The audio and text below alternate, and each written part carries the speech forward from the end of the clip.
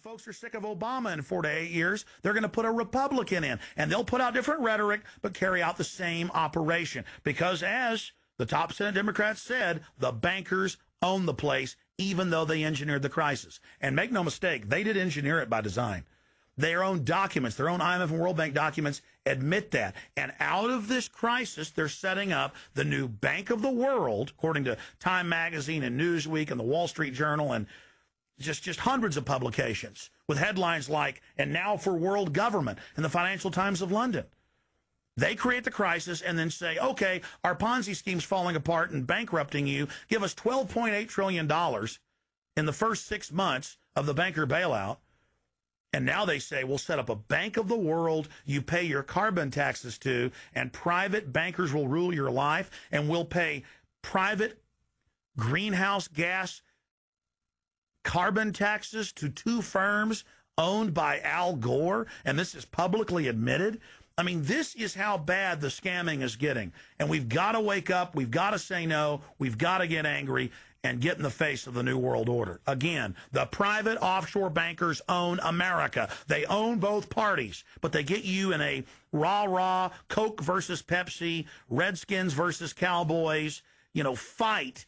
And you get in this little political fight as followers instead of looking past that to the actual global elite and what they're setting up. So through these bankers attempting to taking over America, knowing that America was the freest nation in the world, it was necessary for them to take over America, take away our gun rights of freedom to bear arms, and create a country where we become slaves. Because once they take over America, the rest of the world becomes a lot easier for them. And so by creating 9/11, an event to terrify the American people that were being attacked by terrorists, you create a world where there's an enemy that can never be pinpointed. You can never win the battle. It's a 100-year war. It's a never-ending war on terrorism, right? So you're always fighting this war.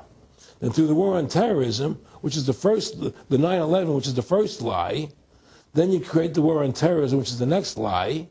Then you create the war in Iraq for weapons of mass destruction, which is the next lie. And it's one lie to the next lie to the next lie. Now it's going to be Iran, the next lie, sending more troops and a surge into Iraq. Think about what Aaron Russo is saying here. The war on terror is a war on the American people and the people of the world. You see, the elites always sell the public on tyranny by attacking a minority that's unliked first, or the outsider. Oh, we're just getting rid of the Bill of Rights and Constitution and having secret arrest and FEMA camps and the Military Commissions Act for foreigners. It's just for them. And now the federal government has been caught saying that gun owners, conservatives, people buying ammunition, they've been caught saying that returning veterans are the #1 threat to Homeland Security. And in a way, that's true. People that know about the Bill of Rights and Constitution and know that our country is being taken over and hijacked by foreign banks, I guess they are the threat to the criminals that have done this. That's all the New World Order is a private corporate takeover of the nation states, of the governments of the world. And then these private corporations bring in a tyrannical form of neo-feudalism that they call corporatism or fascism. Mussolini said that fascism should properly be called corporatism, and that's what it is. And they create the socialism to get control of the wealth and to control society, and then they pipe the profits to themselves. So they socialize the general public to get control of us, but it's private above us. It's basically just slavery. Now, think about what Aaron Russo was saying here, and it's absolutely true. This is a war on the American people. They build Homeland Security, they build the police state in the name of fighting foreign enemies, and then they flip it all around to use it against the American people and the MIAC reports and the DHS reports and the rest of it. This whole thing was set up for the people, and Aaron Russo nailed it. It's just one thing leading to the other, and it's always it's always in the point of taking over more countries, more dominance. Making sure the American dollar, making sure the G8 stays in control of everything. And what they want to do and is to control the American people, control the people of the world, put RFID chips in everybody, so everybody's a slave to these central banks. Did you ever talk to Nick Rockefeller after he told you all this and then 9/11 took place? No. No. No. But he did. He told me that you're going to see men running around caves looking for Osama bin Laden. You know, you're going to see men looking for, these guys, and they're going to be, He told you it was all going to be bull. It was a phony. The whole thing is a fake. It's a fraud. Was he laughing, or was he just coldly saying this? No, it was more laughing. Cynical. Laughing. It's more like, look how stupid everybody is. Look how stupid everybody. We can do whatever we want to do. Well, it is ridiculous. It's like with al-Zakari. They claim they killed him like 14 times. And then they never said, well, we didn't kill him last time, but we killed him this time. They never even now they're like practicing being ridiculous. Well, what about bin Laden being in the American hospital, getting kidney help? Yeah. Right? In the American hospital, right? They could, if they wanted Osama bin Laden, they could have gotten him. Oh, yeah. He was right in the American, after the coal. Well, every time our troops really would keep catching Taliban leaders, they would be ordered by the generals to let them go. That's come out in the newspapers, but only here or there. And they kept going, and then Pat Tillman was complaining about it, and then he got shot. I've talked to his brother. Oh, you did? And then he got shot, and there was a big hero charging Al-Qaeda. No Al-Qaeda, somebody shot him in the back. Look, we're dealing with complete evil. We're dealing with complete evil. And until the American people wake up and say, we don't want this evil in our country anymore, and we want to come back to a country of decency and goodness and integrity and honor, we're going down that road. And that's what it's going to take. It's going to have people to stand up and say, we don't want to live in this kind of a world anymore.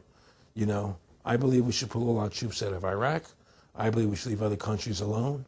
Let other countries live their lives the way they choose to. Stop trying to spread democracy around the world, which is the worst form of government there is anyway. Restore our republic to what it's supposed to be, and go back to what the founding fathers gave us, and try and restore that. Restore the republic. Like the point of everything is that we have to mobilize. Each one of us. You and I can't do everything, Alex. You and I may be leaders. We may be out there and people listen to us, what we have to say and follow us. But the truth of the matter happens to be, it takes all Americans to stand together, to stand tall, to mobilize and say, we're not going to take this anymore. I'm mad as hell. I'm not going to take it anymore. We're going to stand up and fight the battle. And you and I can't do this alone. We're just leaders of the thing. But other people have to join in with us and stand side by side, shoulder to shoulder, and say, I'm not going to take it anymore. That's what it's going to take to win this effort, and to stop cooperating with the government and with all their rules and regulations, and to wake everybody up, to hand out DVDs of my movie, to hand out DVDs of your movie, to educate everybody to what's going on. Well, if you don't fight the corruption and you don't stand up for what's right in life, you're going to end up being a serf and a slave, and you're leaving your children a world that you wouldn't want to live in yourself. So how can you, in decency, behave that way? You have to stand up for what's right in life. And unless you do that, you're nothing. Well, freedom and liberty is what people really want, and it's time to stop the duplicity of the government from lying to us. You see, many people know the truth of what's happening in this country. They know the truth, like the numbers you gave about 9/11. But they're afraid to stand up. People have to find their courage and stand up and say, I'm not going to take this anymore. I know the truth, and it's like they create a situation where if you tell the truth, you're considered a lunatic. In other words, if someone goes on a TV show and says 9/11's an inside job, oh, you're an idiot, you're crazy, they call you names. You can't be afraid of that. Well, it doesn't work anymore. I mean, they have no facts. Just calling you crazy doesn't make you crazy. Well, we know that. They also go get kooks who are kooks to put them on and then say they represent us. That's right, exactly. Another tactic. Exactly. And Bill O'Reilly's great at that. Sean Hannity is great at that. They just put people on who they can dominate, But why do you think guys like that, they're not stupid? I mean, I've talked to people that know. They know the truth. Why do you think they decide to join the evil? That has to be in their hearts. I mean, I had the opportunity to do that, and then in my heart I couldn't do it. So it has. But, I mean, how could you or I consciously be involved in something like putting AIDS virus in black Africans' vaccines. I mean, what the hell? I mean, it's like, we're not good guys either. I mean, I don't think I'm like some special perfect person. What the hell's wrong with this elite? I mean, what are they running around doing evil? I mean, they just run around continually doing evil. Well, I think a lot of them think they're doing the right thing. I think a lot of them think they're doing the right thing. Not the top elite, but people within the system, you know. But I think that it's all about, as Nick said to me, it's about control and power. They have all the money they want. They can make all the money they want. They have a machine that can make all the money. It's not about money. It's about control. It's about their vision of how they want to see the world in their eyes. And, you know, you and I believe in individuality, in the person being the dominant thing, the individual being the dominant person. Today we live in a world where institutions are dominant, not people. You know, the American, you know, we the people, by the people, for the people. Now it's we the institutions, by the institutions, for the institutions. People are secondary. It's all about corporations and institutions.